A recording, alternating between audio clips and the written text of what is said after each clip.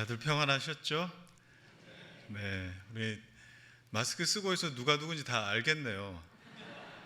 네, 아유 얼마나 반가운지 모르겠습니다. 저도 지금 이제 개척해서 개척교회 담임 목사지만 한때는 충정인이었기 때문에 이 본당에 들어왔을 때 이 향취 그리고 이 뜨거운 기도의 열기 그리고 예배에 그 하나님께서 주신 그 은혜가 참 그리웠고 그리고 또 생각이 참 많았는데 오늘 이 자리에 함께 찬양하고 또 예배 자리에 함께 있다 보니까 얼마나 좋은지 모르겠습니다. 목사님께서 주찬한 때문에 고심이 많으신데 저희 교회도 주찬한이 좀 있었으면 좋겠다는 생각이 좀 들었습니다. 저는 코로나와 더불어 개척했습니다. 2년 반이니까 딱 그렇겠죠. 교회가 전부 문을 닫아야 할 그때에 너무 감사하게도 예배드리기 위해서 애쓰고 그리고 또 교회 간판을 걸어야 되는데 교회 간판을 걸 수가 없었어요. 그때 당시 구청에서 막 무작위로 찾아오고 비영리단체 신고하기도 두려웠고 그런 때를 잘 보내고 아직까지 정말 하나님 은혜로 교회가 잘 성장해 가고 있는 것 같습니다. 그래서 뭐 이런저런 이야기들은 참 많지만 오늘 아침은 그런 이야기보다 시간이 짧으니까요 하나님 말씀만 전하도록 하겠습니다. 자, 오늘 우리가 읽었던 이 본문은 성경 66권 중에 아마 가장 유명하고 가장 우리가 잘 알고 있는 말씀이 아닐까 그런 생각이 듭니다. 그래서인지 저를 포함한 많은 그리스도인들이 이 말씀을 잘 안다라고 그렇게 생각을 하고 그저 요한복음 3장 16절을 대하는 건 아닌가 하는 생각이 좀 들더군요. 특별히 오늘 이 말씀을 통해서 우리는 믿음에 관해서 우리가 좀 살펴보려고 합니다. 그런데 이 믿음을 주제로 설교하기가 참 사실 부담스러웠어요. 왜냐하면 제가 존경하는 옥 목사님께서 이미 오래전에 믿음 사용 설명서라는 참 유명한 책을 내셨거든요. 그래서 이 대가 앞에 제가 무슨 믿음을 더 보탤 수 있겠단 말인가 하는 그런 생각도 한켠엔 좀 들었어요. 그나마 좀 다행인 것은 오늘 저는 믿음 사용에 관해서는 제가 설명하지는 않겠습니다. 여러분 책을 보시면 됩니다. 오늘 제가 여러분과 함께 나눌 것은 그 믿음을 사용하기까지 이 믿음이라는 것이 우리에게 어떻게 다가오는가 그리고 우리에게 어떻게 견고해지는가 이 고민을 가지고 신앙생활을 하고 계시는 분들은 오늘 이 아침의 말씀을 잘 들어보시기 바랍니다. 대부분 종교는 여러분 하늘은 스스로 돕는 자를 돕는다 하는 그런 어떤 격언에 많이 벗어나지 않는 것 같습니다. 그게 무슨 의미입니까? 내가 열심히 노력하고 내가 하늘을 향하여 감동시키는 어떤 특별한 마음, 그 마음을 가지면 하늘도 감동하셔서 나를 도우시고 나에게 복을 주신다. 여러분 그런 어떤 의미 아니겠습니까? 그래서 우리가 잘 아는 종교들을 보면 오체투지를 해서 어떤 절대자를 감동시키려 한다거나 그리고 눕지도 않고 평생 자리에 앉아서 그렇게 평생을 보낸다거나 심지어는 내가 믿는 그 신 절대자를 위해 폭탄을 짊어지고 그렇게 뛰어든다거나 이런 사람을 또 존경하거나 이런 모습들이 우리가 알고 있는 그 종교에 참 많이 존재합니다. 그러면 여러분 우리 기독교 신앙은 어떨까요? 우리 기독교 신앙은 어떻겠습니까? 내가 얼마나 기도했느냐, 내가 얼마나 헌금했느냐, 내가 얼마나 헌신했고 봉사했느냐 이런 것에 따라 하나님이 감동하셔서 그 노력한 대로 그리고 그렇게 수고한 대로 하나님께서 갚으신다. 만약에 여러분의 기도의 생활이나 헌금 생활이나 교회에서의 그 헌신과 봉사가 여기에만 머물러 있다라고 한다면 여러분 하나님을 참 많이 오해하고 계신 겁니다. 우리 기독교 신앙 안에 여러분 거르고 걸러서 가장 중요하고 값진 단어 하나를 꼽으라, 그것을 남긴다라고 한다면 그것은 다름 아닌 은혜일 것입니다. 은혜. 여러분 은혜가 무엇입니까? 은혜란 합당치 않은 자에게 주시는 거저 주시는 하나님의 호의를 은혜라고 그렇게 부르지 않습니까? 합당한 자에게 그냥 주는 것도 그것도 참 큰 은혜이겠지만 합당하지 않은 자에게 거저 주시기에 그것을 우리는 은혜라고 부르는 겁니다.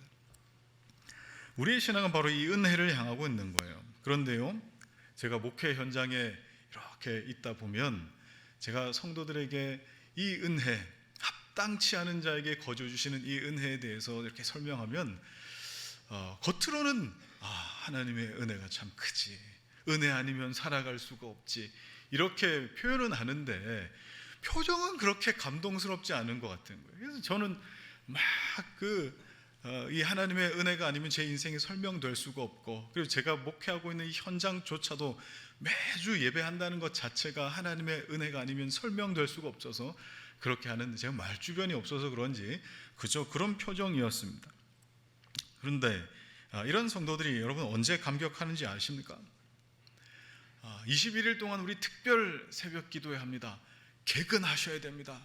개근하면 동판에 이름이 새겨집니다. 그러면 무슨 생명책에 이름이 새겨지는 것 마냥 그렇게 열심히 충성을 하십니다. 물론 그게 잘못됐다는 건 아닙니다만, 그리고 그 동판에 자기 이름 하나 새겨지는 것이 그렇게 좋은 일이요, 또 환호할 일이라 그렇게 여기는 것이죠.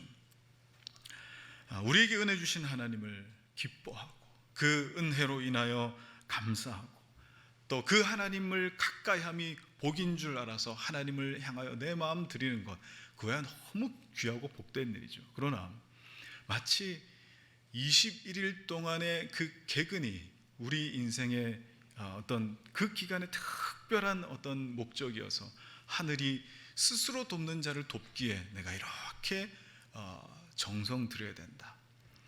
여러분, 그렇게 성도들이 환호하고 기뻐하는, 또 평안해하는 그 모습을 보면서 괜찮을까 하는 그런 우려마저도 제 마음 한켠에 좀 들었습니다. 자, 그렇다면 여러분 어떠십니까? 하나님은 나를 도와주기를 원하시고요, 나에게 복 주시기를 원하시고 은혜 주시기를 원하시는데, 내가 못해서, 내 열정이 부족해서, 내 믿음이 부족해서, 나의 신앙이 이 정도밖에 되지 않아서 늘 유리천정에 탁탁 부딪히는 것 같은 그런 신앙의 여정을 걸어오고 계시지는 않습니까? 그런 마음으로 오늘 우리가 살폈던 본문을 여러분 한 번 더 보십시오. 어떻게 다가오시는지. 요한복음 3장 16절을 한 번 더 읽을까요? 시작. 하나님이 세상을 이처럼 사랑하사 독생자를 주셨으니 이는 그를 믿는 자마다 멸망하지 않고 영생을 얻게 하려 하십니다. 여러분, 혹시 이 말씀을 하나님의 일과 사람의 일로 이렇게 구분지어서 이해하고 계시진 않습니까? 하나님이 세상을 이처럼 사랑하셔서 독생자를 주셨는데, 나를 위해서 그 독생자를 믿느냐? 믿는 자는 영생을 받을 것이고, 믿지 않는 것을 선택한다면 그러면 그건 영생에 이르지 못하는 것이다. 밥상을 차려주면 떠먹는 건 우리가 해야 된다. 혹시 이렇게 생각하고 계시지 않습니까? 같은 맥락으로, 같은 의미로 요한계시록 3장에 보면 이런 말씀이 나오죠. 볼지어다 내가 문 밖에 서서 문을 두드리노니 누구든지 내 음성을 듣고 문을 열면 내가 그에게로 들어가 그와 더불어 먹고 그는 나와 더불어 먹으리라. 예수께서 밖에서 문을 두드리시는데, 문을 여는 것은 누가 하는 거예요? 내가 하는 거예요. 애타게 두드리시는 주님의 음성을 듣고 열면 주님과 함께 하는 것이고, 그걸 열지 못하면 주님과 함께 하지 못하는 것입니다. 자, 그러면 여러분, 앞서 말씀드렸지만 이런 구조 말입니다. 이런 구조. 하늘은 스스로 돕는 자를 돕는다. 주님이 오셔서도 내가 믿으면 그건 나에게 복인 것이고, 주님이 문을 두드리실 때 내가 열면 주님과 함께 하는 것인데, 내 믿음이 약해서, 내 신앙이 약해서, 내가 하나님을 향한 그 열정이 약해서 내가 그러지 못한다면 그것은 어쩔 수 없는 것이다. 자, 여러분, 교회 안에도 이렇게 신앙생활 하려고 하는 그 모습을 향해서 교리적으로는 이렇게 부르기도 했었습니다. 신인 합력 교리다. 하나님과 사람이 합력해서 선을 이룬다라는 것. 대표적인 학자가 알미니우스였습니다. 알미니우스가 주장하는 바로 하나님은 하나님의 일을 하시고 사람은 사람의 일을 할 수 있다. 하나님이 세상을 이처럼 사랑하셔서 독생자를 주셔도 나는 그것을 받아들이거나 받아들이지 않을 수 있는 것이고, 애탁의 문을 두드리셔도 내가 그것을 열거나 열지 않을 수 있는 그런 권리가 나에게 있다. 여러분 어떠십니까? 그런 것 같지 않으십니까? 믿는 것은 내가 하는 것이고 믿지 않는 것도 내가 하는 것이다. 그러면 여러분, 하나님의 은혜라고 하는 것은 어떻게 설명할 수 있을까요? 제가 간략하게 우리가 믿는 그 하나님을 우리가 살펴본다면, 우리가 이 땅에 죄가 들어와서 하나님과의 관계가 모두 단절되고, 그리고 이 땅에 우리를 그냥 두지 못하셔서 자기 아들 독생자 예수 그리스도를 이 땅에 보내실 때에 그를 믿는 자는 구원을 받고, 그리고 또 그와 더불어서 아들의 지위를 놀랍게 회복하게 되는 그 은혜를 주셨던 겁니다. 자, 그러면 여기서도 똑같은 복음 앞에 똑같은 문제를 직면하게 됩니다. 어차피 그것도 내가 믿어야지, 내가 믿지 못하면 아무 의미 없는 것 아닌가. 예를 하나 들어보시죠.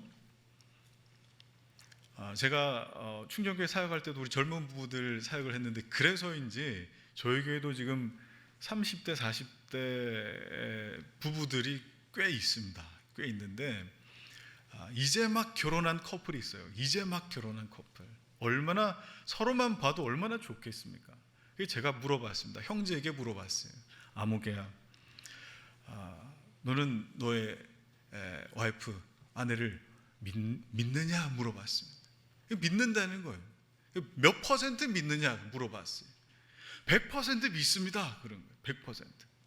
여러분은 어떠십니까? 이제 한 배우자와 더불어서 한 20년, 30년, 40년씩 이렇게 살아와 보시니 여러분 몇 퍼센트 믿으십니까? 그가 하는 말 한 20% 믿으십니까? 여러분, 믿음이라고 하는 것은 과연 내가 믿어야지 라고 해서 믿어지는 게 과연 맞는 것일까요? 그럴 일은 없어야겠지만 혹여 이렇게 한번 가정해보죠. 여러분의 배우자가, 그래서는 안 되겠지만 다른 이성과 팔짱을 끼고 가는 걸 우연히 봤어요. 핸드폰에 수상한 문자가 있는 걸 봤어요. 자, 그러면 여러분이 여러분의 배우자를 얼만큼 믿을 수 있겠습니까? 자, 여러분, 믿음이라고 하는 것은 절대적으로 내가 노력해서 믿는 것, 내가 열심히 믿어야지 당연히 믿는 거지. 그렇게 열심히 나를 자기 최면에 걸어서 믿는 것이 믿음이겠습니까? 내 아내와 내 남편은 당연히 그럴 것이야, 나를 사랑할 것이야, 나도 그를 믿는 것이야, 그렇게 믿으면 그것을 믿음이라고 볼 수 있겠습니까? 나의 믿음은 내 배우자가 어떻든 그것과는 상관없이 내가 믿는 겁니까? 여러분, 조금 달리 생각을 해보시죠. 내가 가지고 있는 나의 배우자에 대한 믿음은 그 배우자로 말미암아 생기는 거 아니겠습니까? 그 배우자의 사랑을 확인하면서 갖는 것이 믿음이라고 하는 거 아니겠습니까? 믿어주는 게 아닌 것이죠. 믿음은 막연한 기대감도 아니고 자기 최면도 아닌 것입니다. 히브리서 11장 1절에는 믿음을 이렇게 정의하고 있지 않습니까? 믿음은 바라는 것들의 실상이요 보이지 않는 것들의 증거다. 여기서 여러분, 실상이라고 하는 말은 본질이라고 합니다. 확신이라고 그렇게 바꿔볼 수도 있습니다. 그러면 어떻게 볼 수 있을까요? 믿음은 본질에 대한 반영인 거예요. 좀 더 쉽게 설명하면 이렇습니다. 내가 내 배우자는 다른 이성과 다정하게 대화하고 팔짱 끼고 다니지 않았으면 좋겠다라고 바라는 것이, 그것이 그대로 내 남편과 아내를 향한 믿음이 된다라고 하는 것이 아니라, 믿음은 어떻게 생깁니까? 내 아내와 남편과 살을 부비며 살아가고 함께 대화하고 그 마음을 확인하는 중에 자연스럽게 내 마음 안에 생기고 견고해지고 단단해지고 세워져 가는 것이 바로 믿음이에요. 내가 믿어야지, 무슨 일이 있어도 믿어야지 해서 생기는 것이 아니라 이 말입니다. 여러분이 부부 관계 안에서나 연인 사이에서도 이런 걸 경험하신다면 하나님 앞에서의 믿음이라고 하는 것은 여러분 어떤 의미겠습니까? 내가 하나님을 믿어야지, 절대 의심하지 말고 믿어야지, 이렇게 내가 주문한다고 하나님을 믿는 믿음이라고 할 수 있겠습니까? 어떤 상황 속에서 내 의지로 믿는다거나 그 믿음을 지켜가는 것, 그것도 귀한 일이지만 그것 이전에 무엇을 경험하셔야 돼요? 하나님을 아셔야죠. 하나님을 경험하고 하나님을 알고 하나님의 그 마음을 내가 헤아려 볼 수 있는 그 깊은 친밀함이 없이 내가 하나님을 믿는다라고 하는 것이 얼마나 비논리적이냐 이 말입니다. 믿음은 내가 믿어서 나에게 있는 것이 아니라 내가 믿는 하나님으로부터 말미암는 거예요. 그래서 그렇기 때문에 믿음은 하나님의 말씀을 들을 때 생기는 것이요, 그렇기 때문에 믿음을 하나님이 주신 선물이라고 하는 것입니다. 자, 지금까지 제가 설명드린 믿음의 내용에서 여러분 우리가 할 수 있는 것이 무엇이 있겠습니까? 우리가 할 수 있는 것, 믿는 것이요, 믿는 것은 내 힘으로 하는 것이 아니라 말씀드렸죠. 그럼 무엇이겠습니까? 믿음이 자기 최면이 아니라면 자기 최면이라면 내가 해야 될 일이겠죠. 그러나 믿음이 자기 최면이 아니라면 무엇을 우리가 해야 되겠습니까? 하나님께서 우리를 이처럼 사랑하셔서 독생자를 주셨고 그 마음이 어떤지를 알고, 그리고 정말 그 믿음 앞에 하나님의 말씀이 들리느냐, 하나님을 알고 그의 말씀을 들을 수 있느냐, 여러분 그게 중요하지 않겠습니까? 믿음은 내가 갖겠다고 갖는 것이 아닌 거예요. 우리 주님이 문 밖에 서서 문을 두드리고 계시는데 이 장면에서 가장 중요한 것은 내가 문을 여느냐 마느냐가 아니라 뭐가 중요합니까? 그분의 음성을 내가 듣느냐 마느냐가 중요합니다. 들리면 어떻게 되는 거예요? 열 수밖에 없는 거예요. 그래서 우리는 찬송하지 않습니까? 뭐라고 찬송합니까? 주의 음성을 내가 들으니 사랑한단 말일세. 그 다음에요, 믿는 마음으로 주께 가오니 나를 영접하소서. 주의 음성 들으면 믿는 마음으로 가는 거예요. 뭐가 문제? 주의 음성이 안 들리니까 문제, 주님을 내가 모르니까 문제.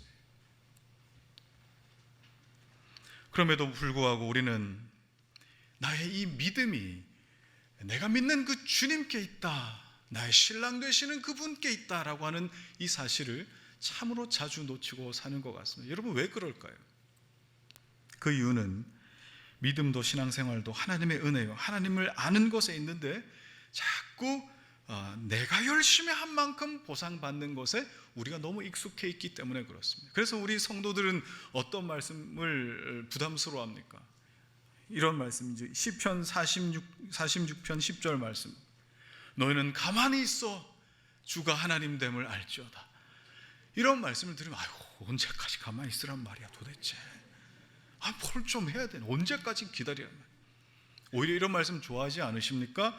시편 81편 10절, 네 입을 크게 열라 그리하면 내가 채우리라. 그래서일까요? 모세가 하나님 명령 따라서 시내산에 올라갔는데 그때 이스라엘 백성들에게 뭘 부탁합니까? 금식기도 좀 같이 합시다.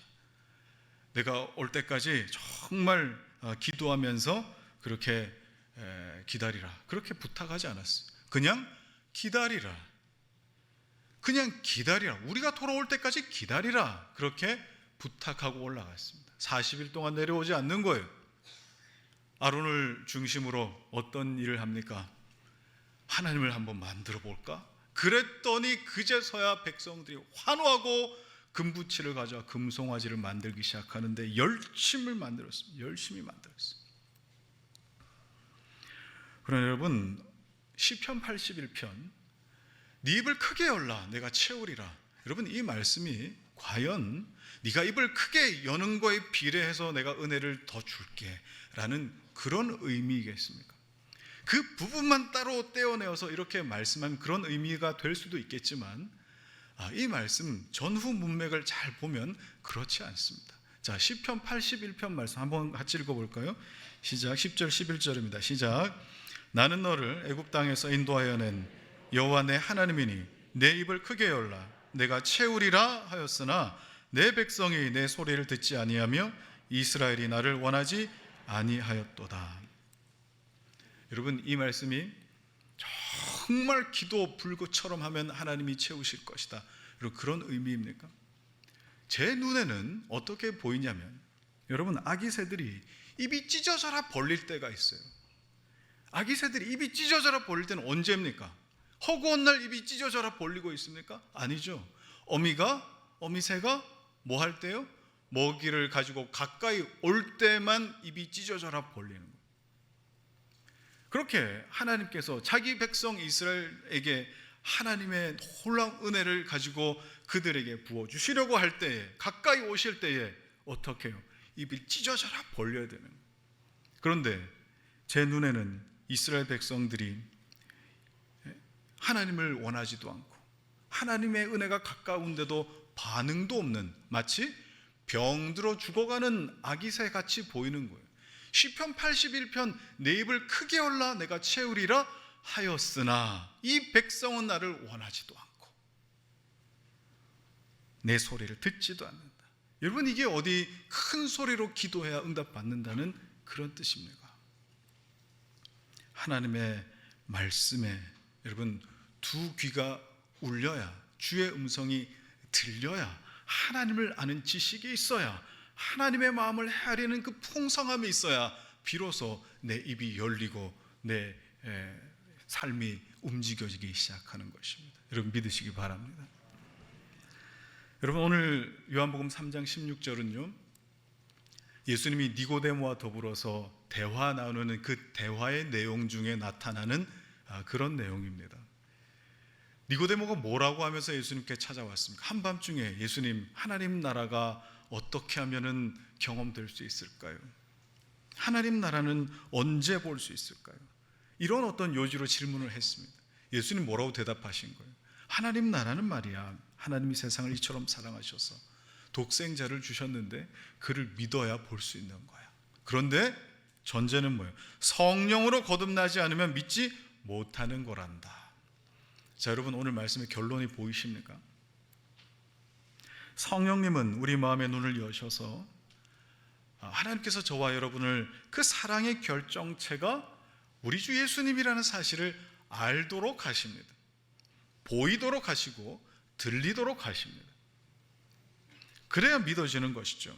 알게, 들리게 하시는 이도 하나님이시다. 에베소서에서 뭐라고 합니까?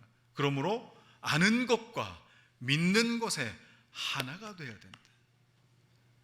아는 것도 없이, 들리는 것도 없이 어떻게 믿으십니까?